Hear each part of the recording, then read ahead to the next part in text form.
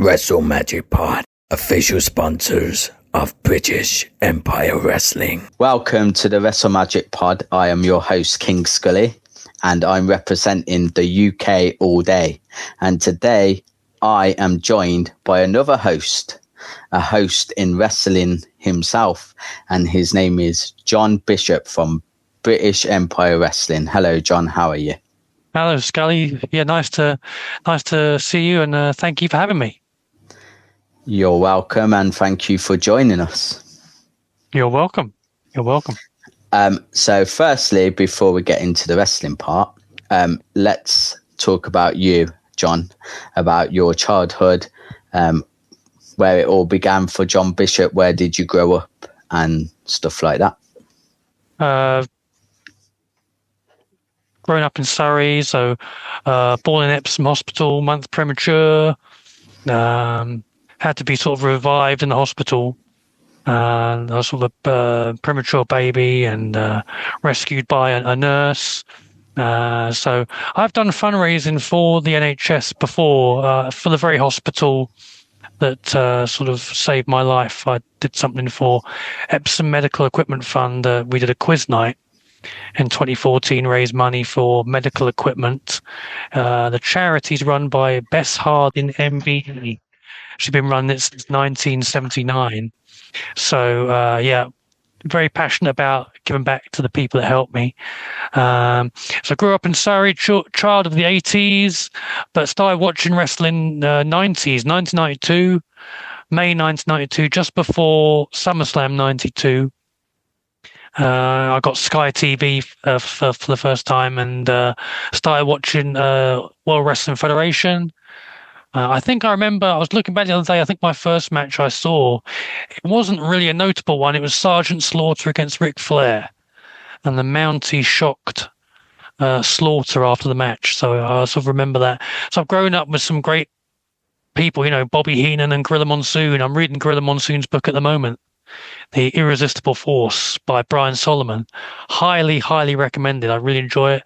Bobby Heenan for his one-liners, you know, he's fantastic. And obviously Gene Okerlund as well. And Howard Finkel, sort of an influence on me as an announcer. So, yeah, I grew up, I got all the figures, you know. That's how I discovered it, really, because looking at the Argos catalogue for action figures and saw the wrestling ones there, I already got like Bucky O'Hare figures and Star Wars and He-Man. And my brother's like a maths guy. So we do tournaments with all our action figures and do all the points and the stand-ins and stuff, you know. He was doing tournaments even then as a child. So it sort of bled into the enjoyment of action figures, pro wrestling. And it sort of it's grown with me as I've got older. So it's been with me ever since. So, yeah, so that's my sort of early fandom, as it were, Scully. Yeah, so you grew up, when you was born, you was premature, and thank you for the person who saved you, obviously. Yes, thank you. I never met her, but I'm sure, yeah, I'm very grateful, yeah. Yeah, and you grew up, and it sounds like I had a lot of the same things as you. So I remember having Bucky O'Hare figures, the little green rabbit, weren't he? Whatever. Yeah, that's it. Yeah. Yeah, and then I remember having like bike mice from Mars, and oh right. I don't know if you remember them. Are they part of Bucky O'Hare? They're separate animation. There is a separate animation. They're separate. Yeah. I think I remember the bikers a bit. Yeah, and Captain Planet. Oh, Captain Planet, yeah. Yeah, apparently they're bringing another one of them out and remaking it or something, I heard, but I don't know. He's got a wrestling link, I found out the other day, because it was created by Ted Turner's company. So, okay. But Ted Turner had both Captain Planet and WCW. So I found out the other day. It's very interesting. Yeah, that's quite... I didn't know that. Yeah. Thank you for the wisdom on that one. Yeah, yeah. It was like an environmentalist sort of, you know, sort of idea to try and get kids to recycle, because they're sort of like the he owns CNN, which is sort of like the more sort of how do I put it? The more sort of Democrat side of things, so they're more pro-environment and all that. And so the Captain Planet was part of a sort of environmentalist message. It was sort of like in BBC has John Reith, and it's designed to educate and inform, and that's what he was apparently trying to do as well with Captain Planet. And I had no idea. I only just found it out recently. It's thanks to the guys. There's another channel I watch as well. This one is Wrestle Me, and they mentioned Captain Planet on there, and they mentioned Ted Turner. So, yeah, great knowledge from them. And so I didn't get a Captain Planet figure though, but I definitely saw that show as well. Yeah, and the wrestling figures, it was the Hasbro ones. Are they the ones you have? Oh yeah. Yeah, Hasbro, WWF. There was some WCW ones. I can't remember what. They didn't move, did they? They didn't move. No. I remember having I think Sting with his blonde hair, and he's just like this, and he didn't do anything. And no, I like Ric Flair. I have Ric Flair and Arn. Those WCW ones. Yeah, they was made different, weren't they? They had a different material, I think. Yeah. They were sort of, they were stuck in place, whereas the WWF one had like a slam action. If the Warrior. If you had Big Boss Man, I remember when I bought him, and he came with the nightstick, and he did, yeah. And Randy Savage had the crown. Oh yes, the Macho King, yeah. Yeah, and just thinking of other ones. I remember I was quite gutted because I had a big collection of them. I had a massive tub, and as an adult, I still had them. But my mom stored them in this garage, a friend's garage, one of her friends, and supposedly they went missing. So. Oh no! Yeah. And it was really annoying because it was like, I've never seen one since, but it was like a bucket, like a white bucket with a lid, and you have to it was really hard to get into, and it was quite big. And the lid, you had to rip it all the way round and open it. And there was full to the top in there. No. I obviously had wrestling rings, and then I had a scrapbook with... do you remember... yeah, did you get the sticker albums? Yeah. Do you remember the old... the Easter eggs? And you used to have Ultimate Warrior and that. There's an Ultimate Warrior Easter egg, was there? What Easter egg? Yeah, and cereal, I think. There was cereal as well at one point. No. Wow, I didn't get that, no. Yeah, I think that was that would have been in the early 90s, I think. Yeah. But I may have just missed the big boom because I started 92. And I think because my dad didn't want to get Sky and he was sort of rebelling and he gave in. So maybe I missed the sort of really big merchandise boom of late, say 1990, 1991. Yeah, I know it was quite popular in the 90s, wasn't it? So. Yeah. I remember kids at my school that you'd have picnic tables, and they'd be playing on their action figures on the picnic table, like Rockers action figures and stuff like that. So I definitely remember it being a trend at the time. Yeah. Yeah, I remember sitting with it sounds silly now thinking about it, but I was about 10, and my mate lived 2 doors down from me, so I would be in his garden with the wrestling ring in the middle of his garden, and then we'll do the Royal Rumble, and we'll bring the figures down or whatever. Oh right, yeah. I've had the WWF ring. I think I got a WCW ring as well. That had a red cage. I don't know if you remember a red cage. Yeah, I remember that one. They'd have like a little sound effect. You could do a bell. You could do the crowd cheering. So I might actually have that somewhere. The sound effect still. You've still got quite a lot of your collection.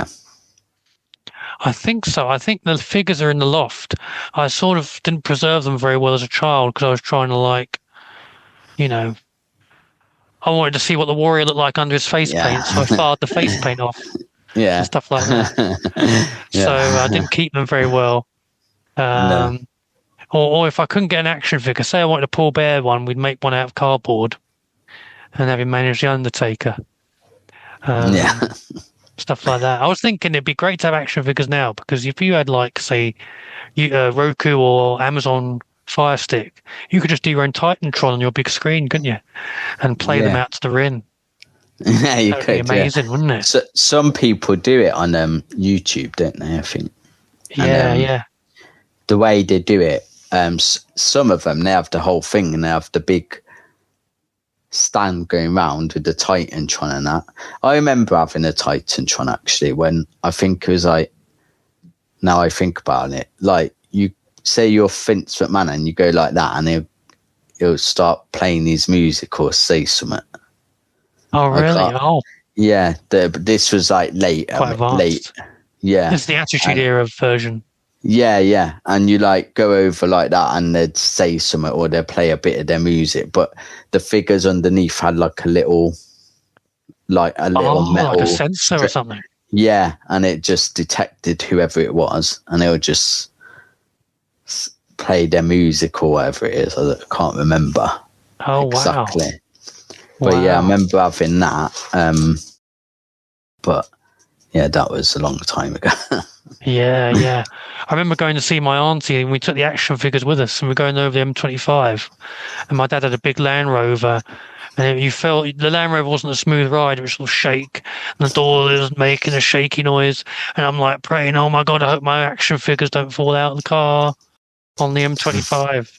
So I really like my action figures growing up and I really wanted to look after them because you play with them a lot, you know.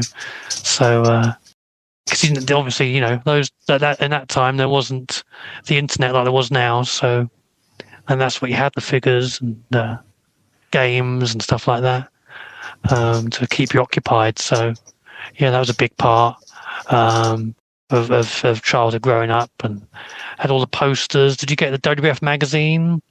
Yeah. I remember I don't know if I should say it on here, but I remember one in particular. There was, you open it out in the middle. Oh, the centerfold. Yeah, in the centerfold, and it had Marlena and Goldust, and they were naked. Oh yeah, those ones like Raw magazine. Yeah. But that was the edgy magazine. Yeah, oh, he was covering. Yeah, they covered each other. Like he'd cover himself with the title or Intercontinental title and stuff like that, and just like weird stuff like that. Yeah. And they had Sunny, didn't they? In lingerie and on Raw magazine and stuff like that. Yeah, they had like WWF magazine for that was PG, and Raw was more. There was blood on the cover, or or raunchiness ladies and stuff. So yeah, I do remember that. Yeah, those days. Yeah, so I've got loads of those magazines still in a binder somewhere, probably in the loft, from like I'd say probably like 1990, 1989 to about 1999 maybe. That's quite what, and you've still got them now. I've still got them now, yeah, because unfortunately not pristine because they're hole punched. They're in binders, but someone was giving them away at car boot sale years ago, and I bought a load of them there to look back. So I'd probably be about 10 years old at the time. So yeah, just to look back at all the old sort of interviews and stuff like that, you know, profiles and stuff like that they did in those days. The rest of the columns, Bobby Heenan had a column, the Brainstorm. So I got to sort of read and look back at all of that. So yeah, that was interesting. So I've still got some of those somewhere, I think. Yeah, I gave some of my VHS tapes to a guy in Croydon, Play Nation Games. He's very big into collecting old VHS tapes, so they're still quite popular now with certain collectors. Yeah, so yeah, I've got the magazines, and then I went on to I got a WCW magazine for a time. I don't know if you got that where you were. I think they were in W.H. Smith's WCW magazine. So that was like 95, 96. So I've got a few of those as well. And the UK Power Slam ones as well. So I remember those, yeah. That's kind of reminds me, I kind of miss like you said, going to car beats as a kid. And like finding. I probably did the same as you, go and find the action figures or whatever. Yes, exactly. And in the city, because I'm originally from Birmingham, so that's where I was born and raised. And in Birmingham, like near the city centre, they used to have a car boot, and it was a massive one. And there was this store there, and they always had wrestling stuff, like loads. Wow. They had figures, magazines, wrestling rings, everything. So I always went there. Obviously, I couldn't wait to go to like see that. Yeah, definitely. But obviously back then, my mum and dad wouldn't buy me loads like I probably would for mine. I think I'm a bit soft. Oh, really? Yeah, I mean, they were quite good with me. I don't know. I remember. It depends how much they cost, doesn't it? Yeah. It depends how much. If it's a car boot, hopefully it's not too much. You know? If it's a car boot, hopefully it wasn't. Yeah. Too bad. I guess it's a bit of a risk, isn't it, with a car boot? You don't know what the quality of the video is going to be like. But if it's 50p or £1, it's probably okay and probably worth a try. I used to have a head cleaner. There was a VHS thing called a head cleaner. So if you had bad quality tape, you put this other tape in that cleans it. Yeah, I remember that. And it's got the little liquid thing with it. Yeah, that's right. So, like, if you thought you had a dodgy tape, maybe we'll use the head cleaner, and that'll improve somehow improve the VHS itself, maybe even improve the other tape by osmosis somehow. It's just some sort of magic tape that you hoped would clean everything and improve the quality of everything you put into the VHS. Yeah, so I remember that too, yeah. My one regret I had at car boot sales was there's this rare videotape of territory wrestling in the 80s called Lords of the Ring. And it was hosted by Gordon Soley, who was a WCW announcer and an announcer in regional territories dating back to the 70s. And he hosted this thing called Lords of the Ring. So you could see old video of Texas Tornado, Ric Flair, the Road Warriors. Is apparently really rare and quite prized tape. And I looked at it at the time and I was only used to WWF. And I thought, oh, well, it doesn't really look that good.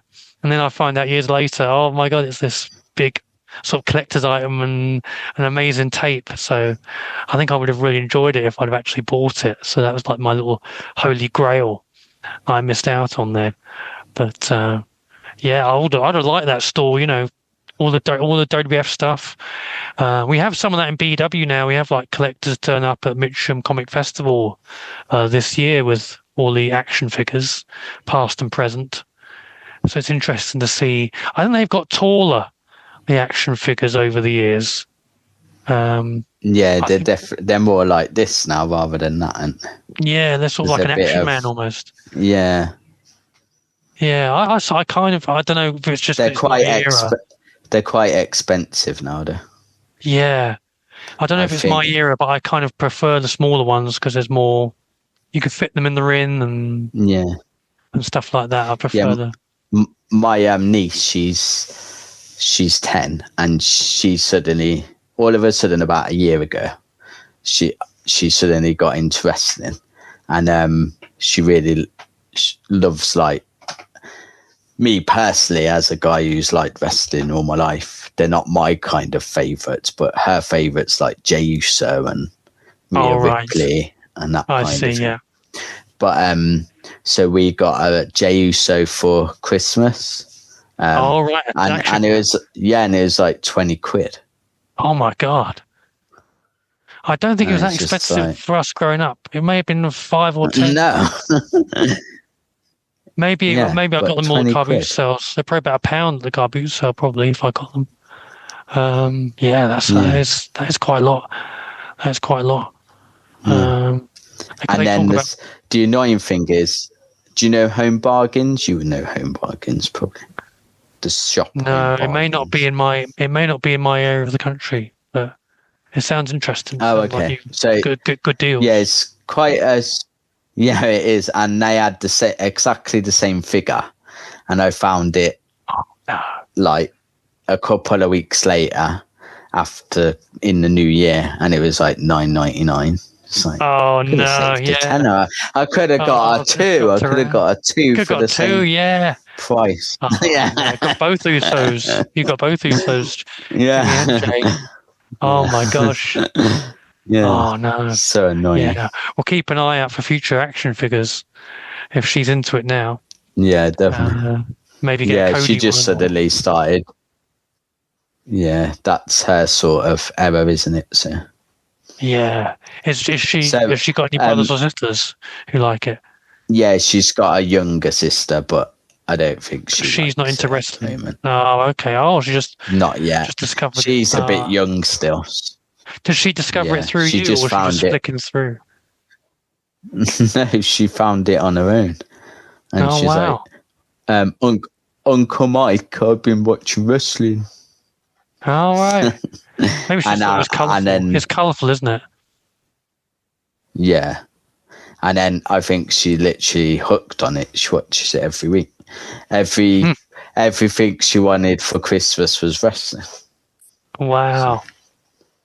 Is it just WWE at the moment? I used to be like that. BEW? Yeah. I'd love the colour of it. I like WWE at the moment. Just WWE, oh yeah. Yeah. I used to like the colour of it, like the LOD, you had face paint, colourful face paint, and the Ultimate Warrior, and I sort of liked. So he's quite colourful, Jey Uso, with his sunglasses and his grill, and the light blue yeet and all that. Yeah, and he's always doing that, isn't he? And a lot of movement. Yeah. So I can sort of get it. Yeah, I can get it. Yeah, definitely. Oh, interesting. Yeah. Yeah. So got another fan on board. Yes, you have. Yeah, definitely. That's what we want. Yeah. You want all the new fans to come along. Yeah. So did you? I know we weren't supposed to, but I certainly did. Don't try this at home. Did you do any at home? Any wrestling? I think I remember in the school field they used to have challenge each other. I think I remember being put in a full Nelson by a bigger kid. So I think I do remember, on the school field, maybe I don't know, did I put a sharpshooter on someone? I might have done. So I think I'd sort of, at home, I probably did at home. Yeah, I think I did at home. Yeah. Yes, I think we did. I think I sort of drew my own wrestlers, came up with characters. I can't remember what some of them were, but I think we had I came up with a tag team, like the Dance Machine, the Rockers. So it's Michael J. Rocker and the Rocker. So very inventive names. A Rocker rip-off cartoon I drew. You know, I think I was thinking of Michael J. Fox, probably. Yeah, it sounds like.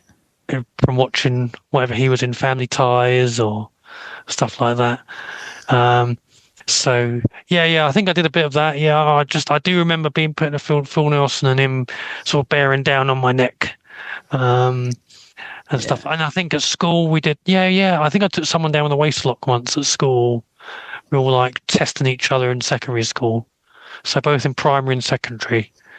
Yeah, I think I remember doing that. Yeah, although I didn't go through any tables or anything like that. We set parameters, but I did do that. What about you? Yeah, I did loads, but I won't go too much into it. But I will I'll say one thing. My nickname at school from, I believe it was year 9. And it was actually the sixth formers who started calling it me, and the year 11s. So when it's the older kids, you feel really good, don't you? Yeah. My nickname was the Crippler, so Chris Benoit, right. because I did something and I regretted it after. But so basically, my mate, he was a good mate of mine. His name Craig. And do you remember they used to do the big pylons at school? And someone would jump on someone, and then a load of them would jump. It was like a bundle of some kind. Yeah. Bundle, yeah. Yeah, and they all jumped on him, and this big lad called Dale, he was a rugby player, he jumped on him. So Oh my my mate God. was hurt on the floor, and I don't know why I did it. Something just triggered in my head. I just ran over and I did the crippler crossface on him. Oh, and the big And rugby guy. No, on my mate. On your mate. Oh no. Yeah, I don't know what kind of mate does that. Oh, I know. Yeah, And then you're picking up the scraps. his nose was bleeding. He was crying, and then everyone was calling me the crippler. And then after, Oh no. and that was my nickname then. And then I did say sorry after. I was like, sorry, mate, I shouldn't have did that. Oh, But yeah. oh, that stuck. Yeah. I kind of kept it quiet for a bit. When I was in secondary school, I made the mistake as a year 7 wearing a backpack with Hulk Hogan on. And kids were going, Hulk Hogan, Hulk Hogan, sort of making fun of me for wearing a Hulk Hogan. I guess it just shows you, how it can, you go 1 minute you're like, was it 7 years old and Hogan's in fashion, but once you're in secondary age, he's kind of, it's like having a clown at your birthday party. It's good when you're 7, but not when you're 12 or 13. So it did show how the demographics shifted just in those few years, sort of against the Hulkster. And this was around the time, 95, I think it was, when he was getting booed in WCW. So he was it's an interesting sort of snapshot of wrestling at the time, that he was seen as a bit lame. So I did keep a bit quiet after a while. I don't think I wasn't until maybe year 11, maybe, I admitted watching it. But yeah, it was quite a while. I sort of kept it on the down low. I know I think some friends at school did the same. I know someone may have watched it because we did the school sports day, and there's this guy Terry, and he lifted up his brother in the razor's edge, and the bloke running the sports day was like, Terry, put your brother down, over the sort of microphone on the sports day, because he had him in the razor's edge. So I thought, oh yeah. And years later on Facebook, he admitted, yeah, I was secretly a wrestling fan too. So it was it's a bit more accepted mainstream now, wrestling, I think, than it was maybe in the 90s, because it was on a downturn at that time, after the big 92 boom. But yeah, sort of at that time I did keep it a bit quiet, but yeah, as after the bag incident with the backpack. And the backpack, Hogan, I think Bulldog, Road Warriors on the back of it. It was sort of like a 1991 backpack. And I thought, oh, I've got to change this now. So yeah, and that was funny. When I was at secondary school, it was like the Attitude era. So more accepted, yeah. Yeah, people loved it then. So yeah, towards the end, I sort of graduated 2000. So towards the end, 99, 2000, it was starting to be a bit more popular. Yeah, actually, triggered another memory. One of my friends, who was called John, I remember him, was coming up to me talking about the Triple H Rock Iron Man match. And he said, oh, yeah, you should have seen what happened at the end. They all came out, the crowd went mad, right down to the end, and Undertaker came out. And yeah, so that was sort of, oh, yeah, and also I recorded WrestleMania 2000 for another person at my school. And yeah, so yeah, I do remember discussing it with some people. Yeah, it's coming back to me now. And this is a bit of a sad thing to mention, but I do remember talking about the Owen Hart Over the Edge, because someone had watched it and I was afraid to watch it in case I saw anything, saw what happened. But then he told me it cut to the fans. So yeah, so I remember discussing that as well. So yeah, that's 99, 2000. Yeah. So and I remember as well, people used to grab each other. This is all in like 2000, so this is just the last 6 months I was there. They would grab each other and do stunners if they were sat down at the desk. Stone Cold Stunners. Yeah. So I remember that, yeah. Yeah, and also, a lot more coming back.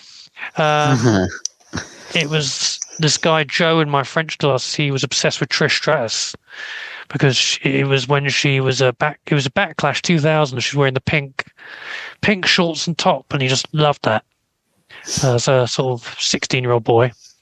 Trish in a low cut top and small shorts. So yeah, that was I remember that, and the tables, and oh, another memory. Sorry, I'm going on here, Scully. That's fine. I remember the final assembly of the year. There's a guy called Nicky Jones, and he just comes up to me for no reason. He just does that, the 3D, John 3D. So he was big into the Dudleys as well. Yeah. So yeah, and that reminds me, someone did that to me. But do you know what it was? When they went 3D, I turned around and one picked me up, and then they did the 3D. Oh, they did the actual 3D on you. Wow. Yeah. Where was that? Was that in just like in on the field? Yeah, it was. Wow. Obviously, I was laughing. Yeah, I didn't care. yeah. I used to like that sort of stuff. I'd probably still do it now. I'm a big kid, really. So Yeah. We get a lot of big kids at the BEW. Yeah, definitely. yeah. We better go into your hosting then. When did you start? Sure.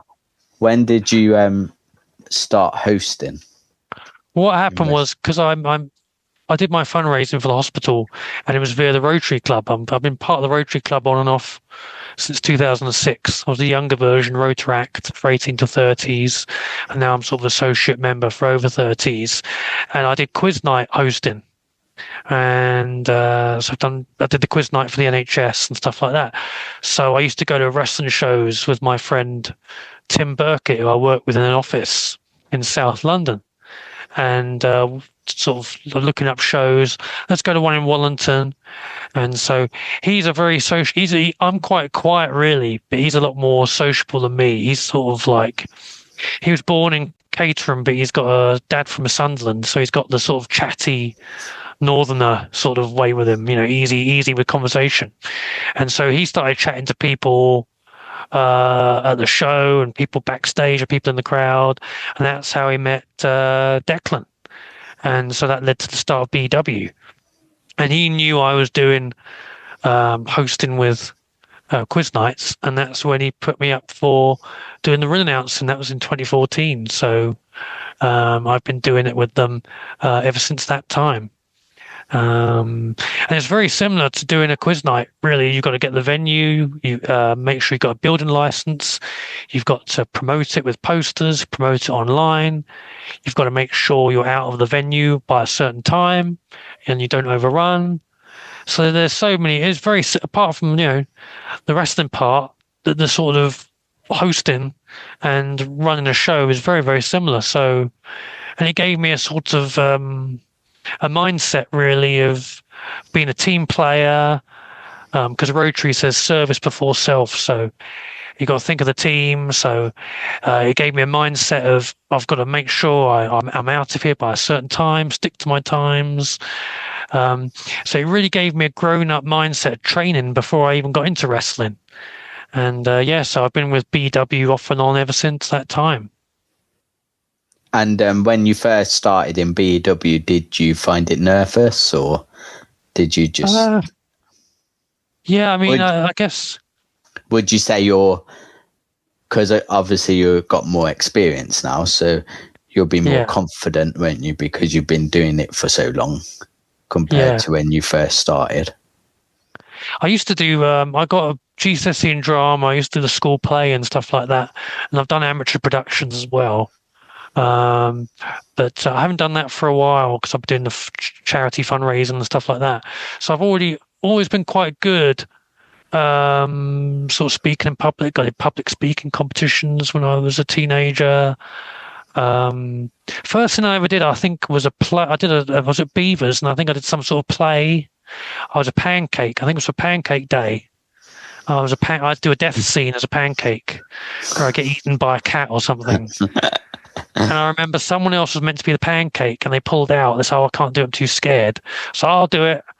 So I've never really had that fear. I sort of, because I'm not brilliant at sports, so it's kind of my way to shine, So yeah, I've always sort of had that in me, that I can sort of, I'm not, there's healthy amount of nerves, but I just sort of go out there and do it, and then worry about it afterwards, sort of thing. I sort of forget about the nerves. I sort of block it out, really. It's sort of a way of pushing myself. And how do you find the ring announcing? Ring announcing, yeah. It always takes the time to sort of figure out what you're doing, see what works and what doesn't work. I mean, I used to love watching. The Fink was probably the biggest influence, and he's the best one, isn't he? Yeah, I think so. Say. Yeah, and I used to imitate him at home. I don't know if you ever did that. Yeah, the following concert is scheduled for one fall, and I've got to realise now that they say schedule. As a Brit, I should really be saying schedule. So I've got to try and get out of that habit of being too American. But yeah, I used to imitate him a lot growing up. I know, and I never thought I'd be in wrestling. So it just happened by sort of accident, happenstance, really. But I've got experience from doing the quiz nights and stuff like that. But I sort of studied him a bit, and I noticed that. He sort of goes up and down. He doesn't have the same intonation of his voice, and what other things are there? Like, so like he would say, and new heavyweight champion. So he'd have a big pronouncement if something major happens. So that taught me that for certain things, if someone wins, you have to go up an octave or two. And keep a lower octave for sort of the business elements, like their weight and their hometown, and then for their name at the end. It's almost like a little story. So I try and sort of uphold that. I like to, and also I take I always make sure I do what the wrestlers want me to do. I don't do my own thing. So I always ask them beforehand what they want me to say about them, hometown, any sort of handle that they have. So the wrestler's always very happy if you mention what they wanted you to say. So that enables you to build a good relationship with the wrestlers if you do that. So so I always, the projections. I make sure I project well, and I have the right emphasis on certain words. I remember we used to have a wrestler, Rob Cage. He was from Cumbria, and he was a sleazy character. He wore black pleather and sort of a burlesque mask, and he'd strut on his way to the ring. He was a sort of sleazy guy. He had like wet hair. But he came from a very quaint hometown. He came from the Lake District. He came from Cumbria. So what I would do is I would say the Lake District, sort of very wooden at first. I'd say from the Lake District, and people would look at him. He's from the Lake District, the lovely countryside, the rivers and the animals and the greenery, and he's dressed in pleather and a mask. So I'd let them sort of mull it over. So it taught me to pause and then carry on. Your Uncle Bobby, Rob Cage. So you can play around with it and find different ways to emphasize the wrestlers, and so that's quite a fun element to it. British Empire Wrestling, we're proud sponsors of BEW. Oh, thank you. Yes, thank you, Scully. Yeah, and. Yeah, it's been fun so far, and you've been there a long time. And how have you found it working now? Have you enjoyed it? Yeah, enjoy working there for sort of since 2014.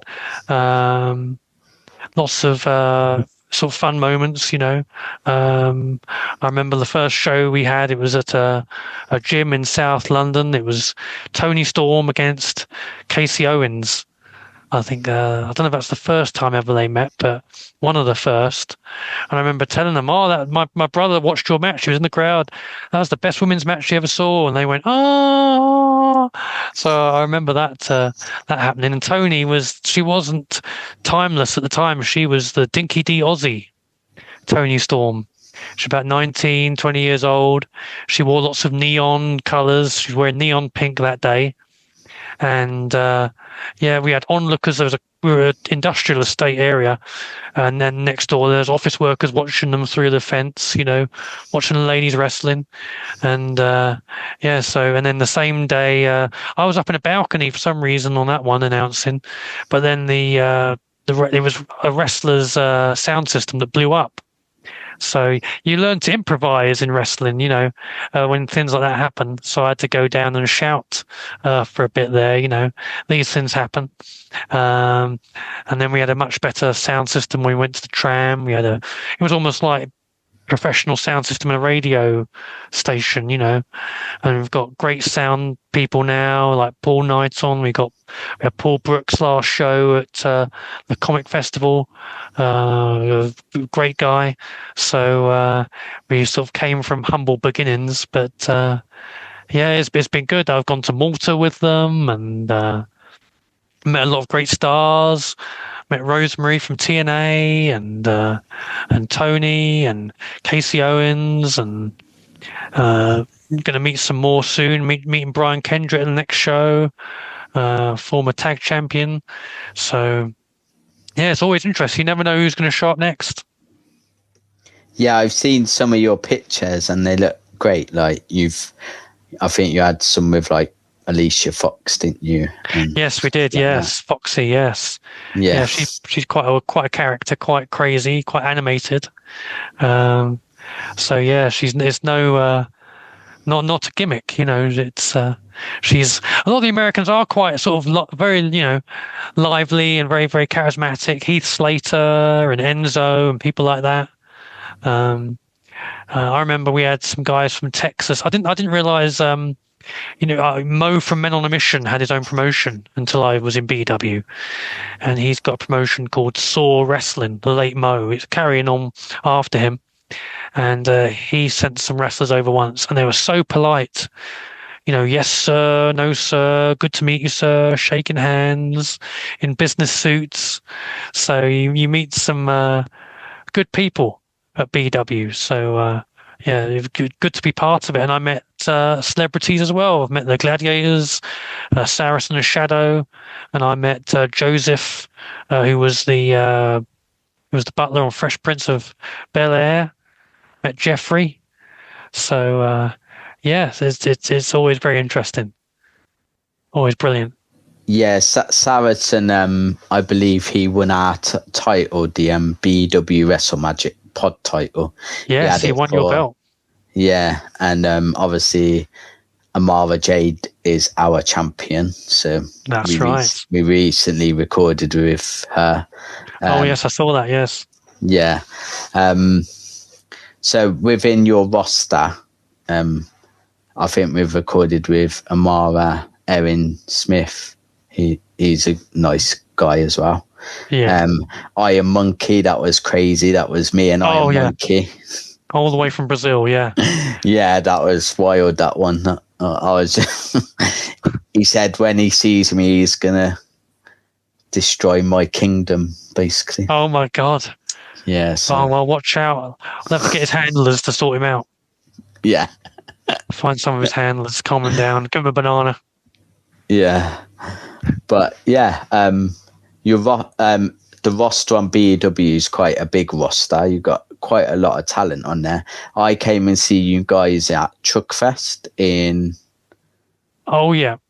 It was the one in Worcester way, I believe. Oh yes. Yeah, so does those, yeah. That's right. Yeah, so I met Johnny Storm there, and he. Oh yes, I met Johnny. Yeah. Yeah, he was really nice. I said, could my boy have a picture on the ring? And he sat him on the ring for me and let me take a picture of him. Whatever. Yeah. And my boy made him buy he wanted me to buy him a Rey Mysterio mask, which he's never wore since we brought it home. But oh no, they're good, those masks. Yeah, a lot of kids like them. It's really good. Yeah, it's like really good fabric as well. So, yeah. Absolutely, yeah. So we sell masks at our merchandise stand and drinks and all that. Sometimes you say things as an announcer that you don't know what's going to catch on. Because I said we were at a football club and we wanted to get a lot of money on the bar, to support the football club. And I said, don't forget to patronise the bar, because you'd say support instead of patronise, wouldn't you? But it's something my mum used to say, oh, we've got to patronise the local shop. So I said, patronise the bar, and people started laughing because it's like a very posh sounding thing to say. So I didn't realise I made people laugh with sort of random things. Sometimes you can try and force yourself to. You might think of a phrase that might make people laugh, and then you'll just say something offhand, and it's like, oh my god, that catches on. So some people still remember that to this day. Me using phrases like that. So it's like Gorilla Monsoon, will you stop, or give me a break, or I'm glad I retired, and stuff like that. Little cliches. Or Jim like Ross. Yeah. Oh my god. Oh my god, Joey Styles, yeah. Austin. Yeah. Hellfire and brimstone. Yeah. So, that's gotta be Kane. That's gotta be Kane. That's on there, Vince, yeah. Yeah, exactly, yeah. So I can't do that. I could probably try their voices, but I'm not going to. But no. Me and my mate were speaking about this, I think only yesterday. We were saying how good we were just watching certain bits of matches just because we wanted to hear the commentary of it, because how good the commentary made that moment, even if it was just like, I don't know, even like The Rock when he remember when he did the Hollywood Rock and he do the concerts, and he did one to Vicky Guerrero when he did the Eric Clapton, and as soon as he went, I can't say it on here, but the B word, you look horrible tonight, and Michael Cole just burst out laughing. Yeah. And because obviously they weren't expecting it, and it's just the natural, and the things they say, like, I think Jerry Lawler was great, Bobby Heenan was great. Yeah. And I think that's the thing now. I don't think the commentary's as good, and I think it kind of maybe like what you're saying, less natural. Yeah, they're trying. They're sort of, they're under a lot of pressure, and they may not be able to relax into it as much. Yeah, so I see what you mean. Yeah, definitely. Like Bobby the Brain Heenan, he was really funny, wasn't he? And so was Jerry Lawler. They said really funny things, and the way their voice would go really high pitched, or the way they reacted to things. Yeah, they reacted exactly. Yeah. Yeah. Where now I think, well, I know because of that stupid Unreal documentary. Oh yeah, that does reveal a bit too much, I think. Yeah. Yeah, and where they tell them in the thing, like what to say or whatever, but they do sometimes where they don't tell him. Like I think it was Michael Cole, they didn't tell him Brock Lesnar was returning, so when he returned, his reaction was natural. So. Oh yeah, right. Like that, so it sounded better. Where if they know about it, you can kind of tell it's not like it's kind of fake, isn't it? If you get what I mean. Yeah, I think Jerry Lawler was like that. He said he didn't want to know what was going on. I don't think he attended the production meetings. I think I read somewhere, because he wanted to react, like you were saying, like he wasn't expecting it. So yeah, I think that's a good point. Like sometimes you can be over. It's good to be a bit prepared, but you can be over prepared sometimes. And one other question I was going to ask you about your announcing, when you're ring announcing. Do they give it you on a card, or do you just memorize it? I have cue cards I write down. And I get all their information, and I collect. I have a spreadsheet of them all on there. All the information I managed to get, I transfer it from the cards, or sometimes if the card changes, I just put it on a piece of A4 paper, all their info, and then transfer it on the day and stuff like that. So yeah, I do read out from cards in the ring. Yeah, definitely. I guess just to make it look like a boxing announcer, or sort of give that sort of vibe to it. sort of professional vibe. So yeah, I use cards. Has anyone ever pranked you on those cards? Pranked me? Yeah, like if it was me, I think I'd like write something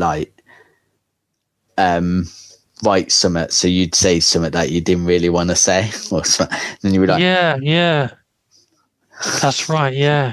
The only one, now you're talking about it, the only one I think may have been a prank is Grado, because Grado's announcement was so long, and I was trying to do it in my booming voice. I blew up halfway through. I was like, and then by the time I got to his name, and the name at the end, it's got to be the crescendo, Grado.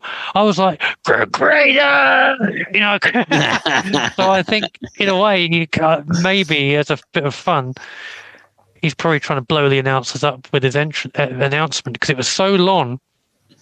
yeah. That by the end of it, I was blown up. I was knackered. So I was losing my puff. So that may have been one instance, actually. That may have been a rib on me, possibly. Yeah. I'm trying to remember if there's any others over the years. I don't think there was. Luckily. But no, I don't think so. But yeah, I think that particular one may have been a rib now when I think about it. Yeah, imagine if someone wrote something really bad and you're just reading it out. And you're like, oh yeah, oh crap.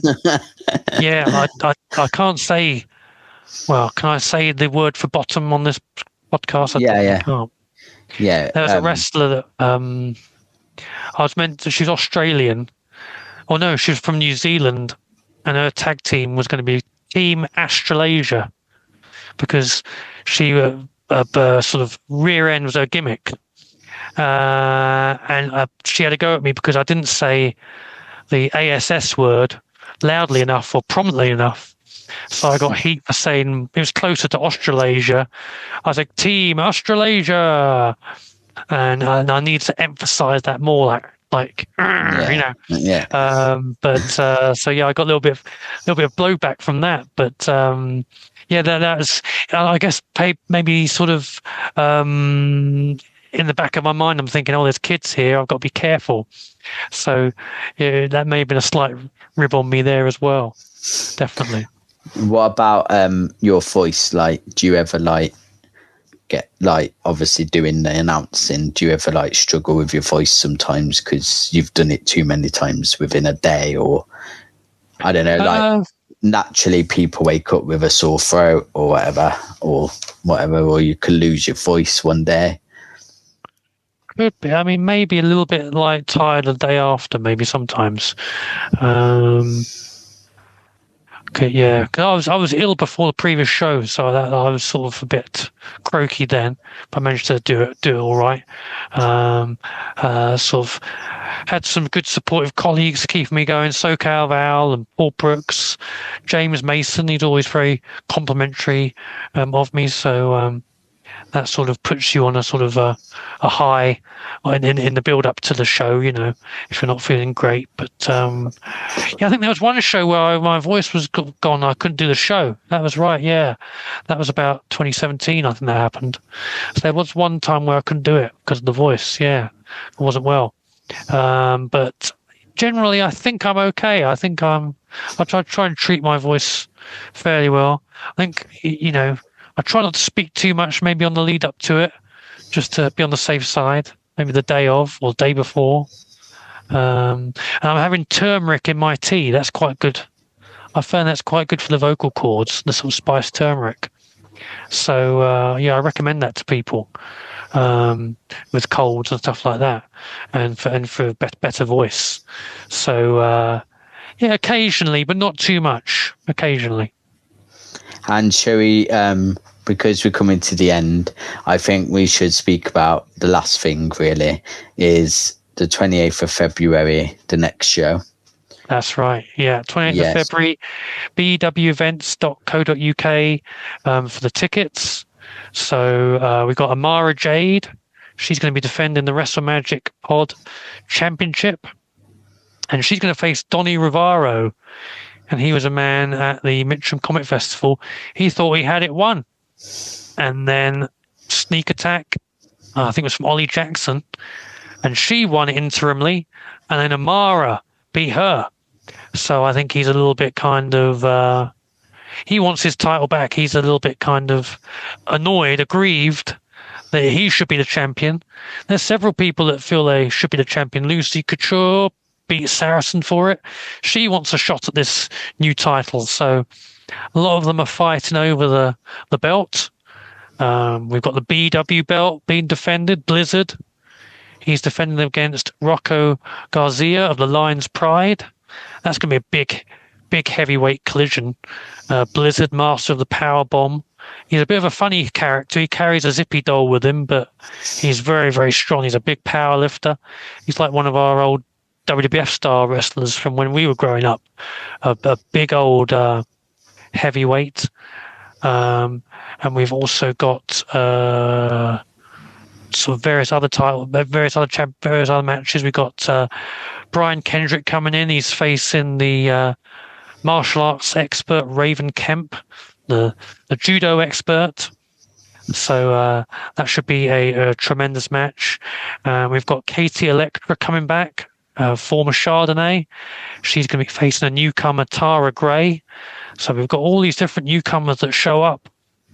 So sort of talent that hasn't been given its just due from other promotions. They come to BEW to get showcased. So that happened with Jamie Hayter. That happened with various wrestlers, Mercedes Blaze and people like that.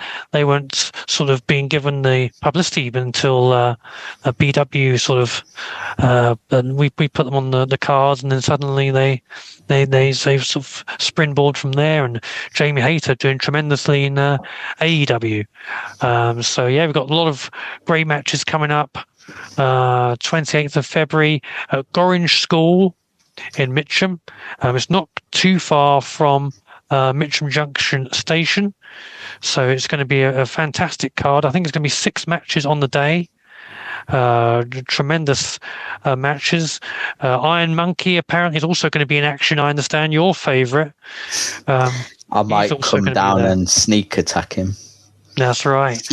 And we've got another guy who's very popular at the moment on the independent circuit, Alexander Roth. He's going to face his former Forgotten Souls partner, Lord Ian Lovelace. Now, he's an interesting man, Lord Ian Lovelace.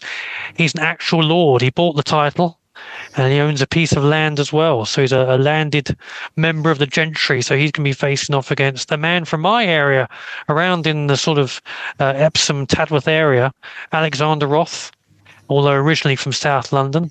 And he's a great, he's the Wolf of Broad Street. He's got the big wolf mask on. He's a great entertainer. So it's going to be a great event for all the family on the 28th of February. Just a couple of weeks' time. Go to BEW Events for more details, at BEW Events on Instagram and Facebook.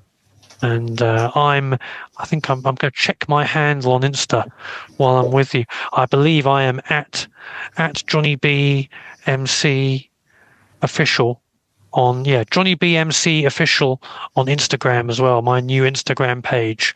So if you want to follow me there, follow my adventures at BW, please give me a follow on Instagram. So yeah, a lot of great things happening. Throughout the year, and then just follow us on social media to find out more. Yeah, that's great. Thank you very much. And while you was just saying then that end bit, I just thought of something. So when wrestlers come out, they get a ring song, they get a theme song. I think you deserve a theme song, and your theme song should be Johnny B. And I don't know if you know that song. Johnny B. There's a song called Johnny B. It's from the 90s, and it's like a rap song, but it's good. It's quite good. It's called Johnny B, and it's by Down Low. I think they're called Down Low. And I think, not know that.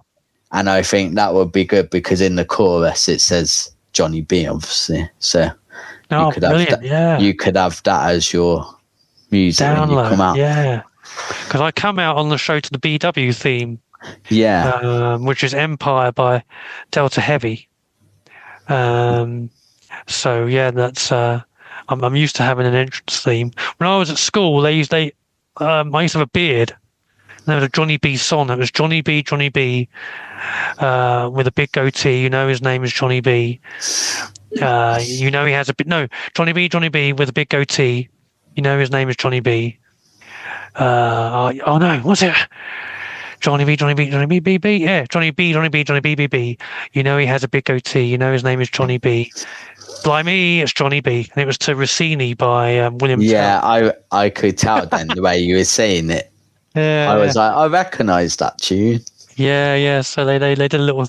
I'm used to having entrance themes throughout my life. And it made me think of Johnny B. Bad as well. He was a Johnny B as well, wasn't he? With his bad blaster. Yeah, as Mark well, Merrow, wasn't it? That's right, Mark Merrow. Yeah. Yeah, he Great played like entertainer. his character was similar. He played like Chuck Berry type. Oh, Chuck Berry music. Yeah, and he was like Little Richard. He looked like Little Richard. Little Richard. Little Richard like gimmick, it's all like rock and roll. That's it. Yeah. Rock and roll with a little moustache and the long hair. Yeah. Yeah, and the bad blaster. I was watching today the bad blaster with all the confetti that came out. Yeah, I remember that. Someone should do that again. I think one of our wrestlers from America, Moxie Molly, did it. She had a confetti cannon. That was fun having to clear it up afterwards with a dust brush. But yeah, you can't put them under the Hoover, can you? Because I think they block it, don't they? Oh, do they? Oh, wow, that's a good tip in case we get that again. Maybe a Henry, because they're like industrial. They who suck up anything, don't they? Oh, brilliant! Yeah. Henry Hoover. Oh, wow. Yeah, you're teaching me about Hoovers now. It's the podcast.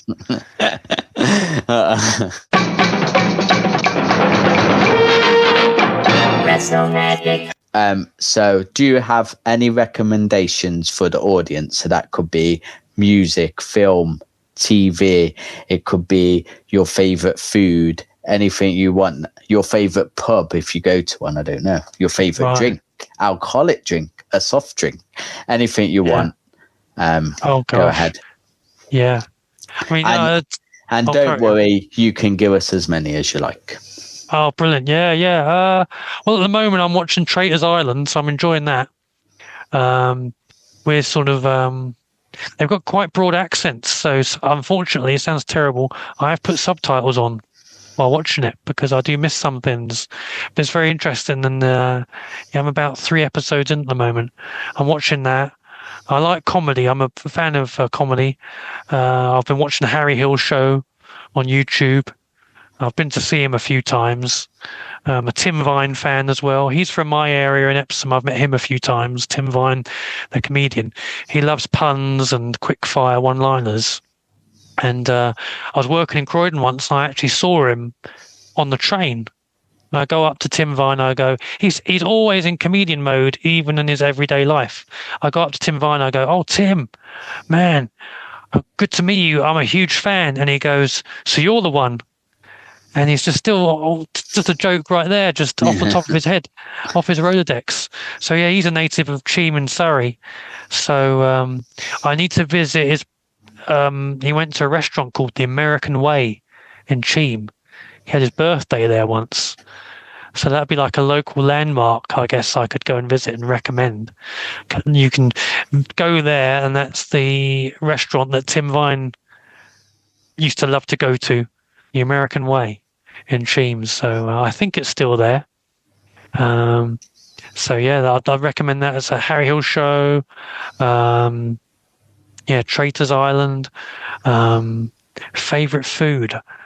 I mean, I'm probably I like Indian takeaway. So I'm probably a bit of a wimp. I like the milder curries like chicken korma or something like that. Maybe with Bombay potatoes and a sagaloo. And I don't know what, maybe some pilau rice. So, I recommend a local, what's my local Indian restaurant? Apparently near me is Surrey's top Indian restaurant. I think, oh my God, I'm going to look it up now. It's Haweli of Tadworth. Haweli of Tadworth, yeah. They're a top Indian restaurant, so make sure you support them if you're ever in the Tadworth area. Haweli of Tadworth, yeah, because Yeah, I've had some Asian wrestling friends of mine, and I've been actually gone to Weatherspoons, and they were very upset with me because I ordered a curry. They were, "How dare you order a curry from Weatherspoons? You go to a proper restaurant." So that is a proper one. That's not a Weatherspoons one. Haweli of Tadworth. Yeah, I can recommend that definitely. And Harry Hill and Traitors Island.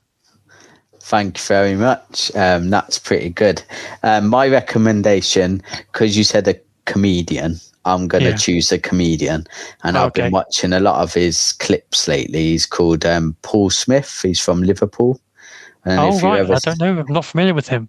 I'll have to look him up. So he's one of these guys. He picks on the audience. That's his thing. Oh, yeah. And he'll ask their name and he'll take the mick out of them. And he's quite rude to them. And he calls them some horrible names. No. But it's one of them things where you can't stop laughing at it. And you kind of think, as the people in the audience, because it's always full, so he obviously gets a lot of people there. I always think, you know what you're getting yourself into, so don't be upset when he takes the mick out of you. Yeah. That's right. You get what I mean. So I would say him. I've just been watching a lot of his things, scrolling as you do. And he's quite entertaining. And another thing I would recommend, if you ever watched it, is a sport. I guess you class it as a sport. And I think it's Dana White from UFC. I think it's his thing. Right, the slap thing. Yeah, power slap. Oh my gosh. Yeah, it's quite good. I've watched a few of them and it can be quite brutal. I bet, yeah. But gosh. But the only negative thing I would say about that is it's not really fair, because the first person who gives the slap gets the advantage straight away, right? So That's true, yeah. How is that fair? Like, I was thinking this, I was like, so you've just hit him, he's a bit dazed, and then he's got to try and get his thing back to hit you, and it's like, that's right, yeah. And you're all fresh. How is that fair? Do you know what I mean? Yeah, I guess they have to toss a coin perhaps to try and see who goes first, or I don't know. But I think that's quite entertaining. But Oh yeah. Another comedian my friend Tim likes is Jeff Innocent. He's about 60 odd years old. He's been around for about 30 years, but he's only just been getting prominence online. But he's a very good sort of London-based comedian. So I recommend him as well. And I saw Dara O'Brien a few weeks ago in Kingston, and he did the same thing you were talking about. He was talking to the audience, and it's quite funny, really. This big Irishman talking to shy, sort of posh Southern people who don't know what to say, and a bit worried and sort of self-conscious. And he's like, "Don't worry. I'm not gonna, none of this has been recorded or written down, And it's quite funny, really, seeing that interaction. So, I recommend Dara's latest special as well. And obviously Gorilla Monsoon's book, Irresistible Force. And I've been reading the book. Have you ever heard of the movie The Room? I've heard of it, yeah. I don't know if I've watched it, though, but I've definitely heard of it. Yeah, it's a so bad it's good movie by this mad director, Tommy Wiseau. And I'm reading the book about it, and it's very interesting. He's a man. He had a lot of money. He's very mysterious. He had a lot of money, but no one knows where the money came from. They don't know his age. They don't know what nationality he is. He just had a lot of confidence, not necessarily ability, but he made a lot of silly mistakes and mistakes in his acting and stuff like that. But it's got a sort of so bad it's good, endearing quality to it, and so I recommend check out Tommy Wiseau in The Room as well for laughs. Okay, thank you very much. Thank you. Yeah, so thank you for coming on, and make sure if you're watching that you tune in to BEW's next event on the 28th of February, and you can watch it as well, can't you, on the website? That's right. It's That's available on patreon.com. For £5 a month, you can get recent events, and you can get all the BW catalogue and the archive dating back to 2014. So you can see all the great stars of the past: Kyrie, Hojo, and Io Sky, and Tony Storm, and Shotzi Blackheart, Nixon Newell, and people like that. Rob Cage and Bram, and all the people from the last 10 plus years of BW. Okay, thank you very much. And yeah, peace out. Thank you. Thank you, Scully. Thanks for having me here at Wrestle Magic Pod. Thanks a lot. Thanks, guys. Thank you.